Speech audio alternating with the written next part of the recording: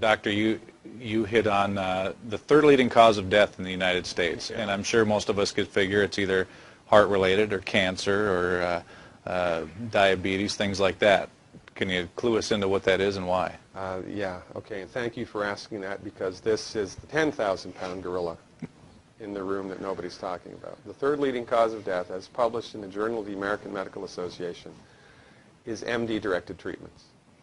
This means you go to a medical doctor, an MD. He gives you a treatment and you die from it. According to the United States Department of Health and Human Services, 15,000 Medicare patients a month are killed by MD treatment, and nobody goes to jail. A handful of terrorists fly 2 planes into the Twin Towers. 3,500 people die, and we go to war. But 15,000 people a month are killed by medical doctor treatments, and we don't bat an eyelash. This is because we have been, I don't want to say brainwashed, that's not the correct term, but we have been, for the last 100 years, kind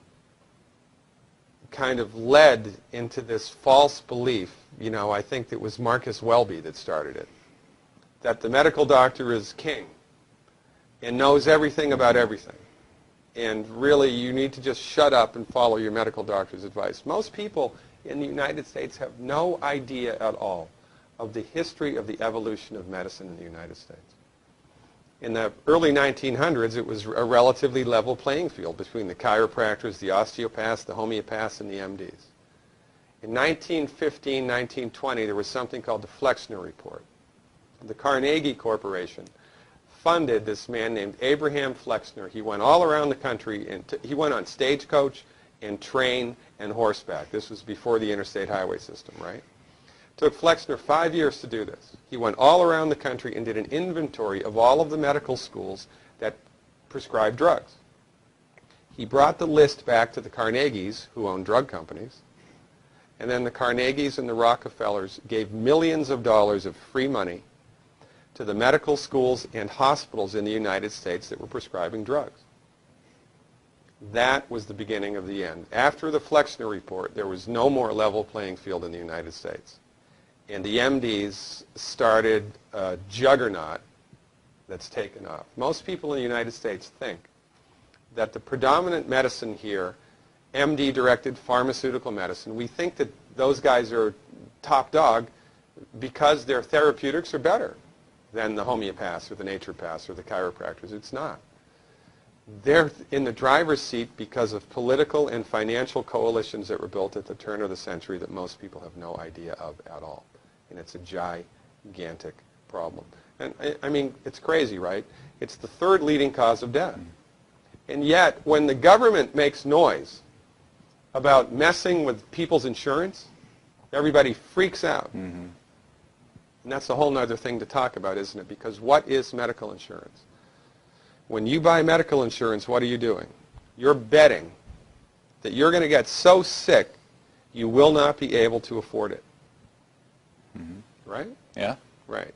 And then, so you pay good money every month to gain access to a system of medicine that's the third leading cause of death in the United States.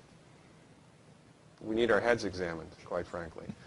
That's why we give, Dr. Wallach and myself collectively, we give 400 free lectures a year. And we're building a grassroots network because people don't know this. I mean, people come to my lectures and they look at me and say, couch potatoes live longer? Medical doctors are the third leading cause of death? You know, what's going on here? We're like the people, you know, in Galileo's time saying, hey, everybody, you know, it's the sun that's at the center of the solar system, not the earth. Well, hey, everybody, the earth is round, it's not flat. Or, hey, everybody, slavery's a bad thing. Right?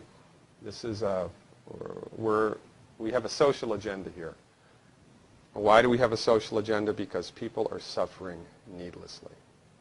You wouldn't believe, as God is my witness, you would not believe the things that I've seen people recover from in holistic medicine. The body's ability to fix itself is remarkable.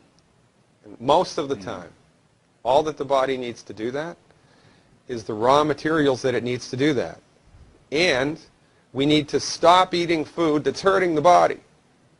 You know, if you put diesel fuel in an unleaded engine, even if it's a brand new Ferrari, it's going to run like crap if it runs at all. And there's nothing wrong with the car, it just had the wrong fuel. It's the same with the human body. You give the human body the raw materials that it needs, clean up the diet, Superman, Superwoman. And you know, if you don't get to super status, then at least your blood pressure normalizes, at least your arthritis goes away, at least your anxiety and panic attacks go away, and you can sleep through the night.